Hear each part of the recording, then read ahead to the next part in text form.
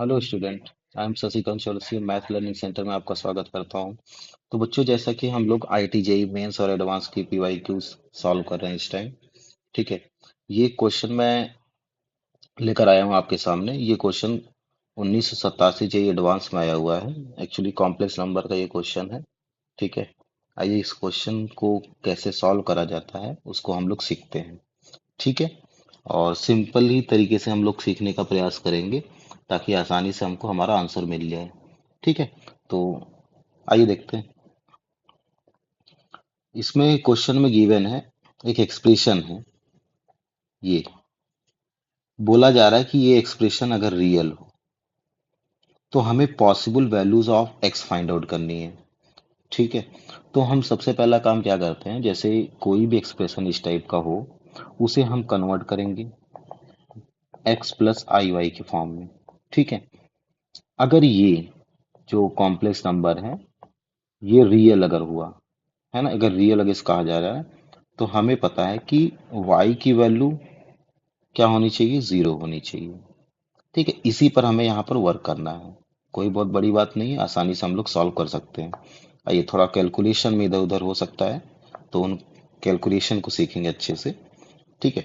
जैसे कि एक्सप्रेशन जो गिवन है लेट कर लेते हैं कि चलिए z इज इक्वल्स टू हमारे पास कितना है यहाँ पर, sine x/2 plus cos x/2 plus I tan X upon 1 + 2i sine x/2 है।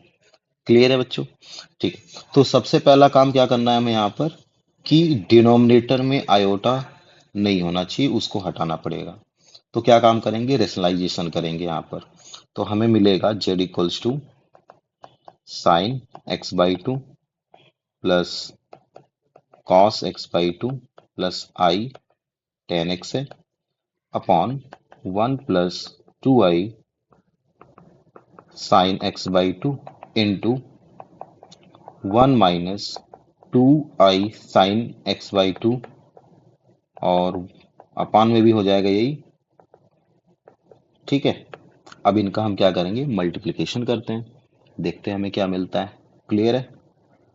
तो अगर मल्टीप्लाई करें हमें तो हमें मिलेगा यहाँ से sign x/2 plus cos x/2 मिलेगा। ठीक है। और उसके बाद -2i साइन x/2 और ब्रैकेट में sign x/2 plus cos x/2। अभी तो हमने एक ही टर्म का मल्टीप्लाई करा यहाँ पर। अब किसका करेंगे हम, आई टेन एक्स का मल्टीप्लाई करते हैं तो हमें मिलेगा plus I tan X minus 2i² tan X sine x/2 और टोटल अपॉन हमें मिल जाएगा यहाँ से 1² - 2i साइन x/2 का होल स्क्वायर। क्लियर है? अब इसका थोड़ा सा हम सिंप्लीफिकेशन करेंगे, देखते हैं क्या मिलता है हमें। तो यहाँ पर हमें मिल रहा है यहाँ से sign x/2 plus cos x/2। ठीक है। और उसके बाद यहाँ ये जो लास्ट टर्म है इसको अगर हम देखें, ये भी इसका रियल पार्ट ही हो जाए क्योंकि आई² की वैल्यू कितनी हो जाएगी, -1। क्लियर है ना? तो हम इसको लिख सकते हैं +2 sign x/2 into ten x. ठीक है। एक काम करते हैं, यहाँ से भी डिनोमिनेटर में भी सेपरेट कर देंगे। ये 1 + 4 i² यानी माइनस हो जाएगा ये। ठीक है। sin² x/2 है। क्लियर है? उसके बाद जब सेपरेट करेंगे, बाकी का जो दो टर्म बचा है, मतलब एक ये और एक ये, इन दोनों में से हम i को कॉमन कर सकते हैं। ठीक है। तो प्लस आई लिख दिया मैंने और बाकी टर्म क्या बचा उसको लिखते हैं। तो बाकी टर्म बचेगा हमारे पास यहाँ पर, थोड़ा नीचे लिख रहा हूँ, 2 साइन x/2 और ब्रैकेट में sign x/2 plus cos x/2 है और प्लस टेन एक्स है। और इसकी अपॉन कितना है, हमको मिलेगा 1 - 4 sin² x/2। क्लियर है ना? ठीक है। थोड़ा सा और आगे हम बढ़ेंगे, अब देखते हैं कितना मिलेगा। तो z इक्वल्स टू, आगे बढ़ने की जरूरत नहीं बच्चों, हमें क्या काम करना है, जो आयोटा का कोफिशिएंट है यहाँ पर y की, जैसे हम लोगों ने z equals to x plus i y लिखा था, y इक्वल टू जीरो करना है हमें रियल के लिए, तो वही काम हम यहाँ पर कर देंगे according to question.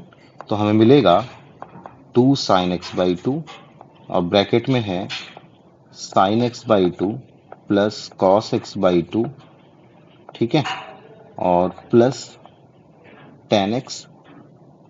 Minus ten x आएगा upon 1 - 4 sin² x/2 is equal to कितना मिल जाएगा हमें, 0 मिल जाएगा। क्लियर है ना? ठीक है, तो अब हम एक काम करते हैं, ये जो टर्म है ट्रांसपोज करा देते हैं जीरो की, मतलब ट्रांसपोज कर देंगे तो जीरो का मल्टीप्लाई हो जाएगा, क्योंकि हमें यहाँ से पॉसिबल वैल्यूज ऑफ एक्स केवल फाइंड आउट करना है। रेस्ट्रिक्शन अगर देखेंगे तो sin x/2 इक्वल्स टू 1/2 नहीं होना चाहिए, ठीक है। तो अगला स्टेप हमारे पास है इमेजरी पार्ट, इसको हमको जीरो करना है, ठीक है।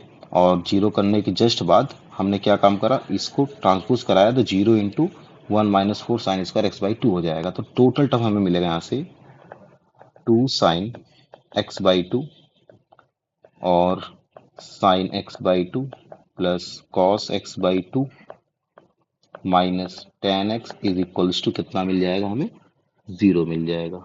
क्लियर है? चलिए ठीक है। एक चीज मैंने गलती करा, ये प्लस में आएगा, सॉरी, ये आपका प्लस में हो जाएगा, ठीक है।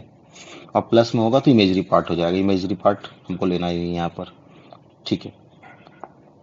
तो अब हमें कितना मिल रहा है, जैसे 2 sin x/2 का अंदर मल्टीप्लाई कर देते हैं यहाँ पर, तो हमें मिलेगा 2 sin² x/2, फिर प्लस यहाँ से 2 sin x/2 into cos x/2 और माइनस इसे हम लिख देते हैं sin x/cos x equal to 0 हो जाएगा, ठीक है।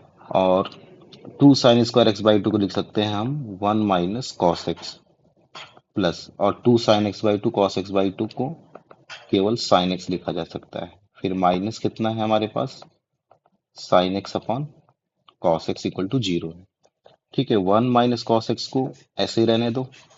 अब इन दोनों टर्म में से sin x को कॉमन कर लेंगे, फिर उसके बाद ऐड करेंगे, तो cos x - 1 upon cos x is equal to 0 मिलेगा हमें।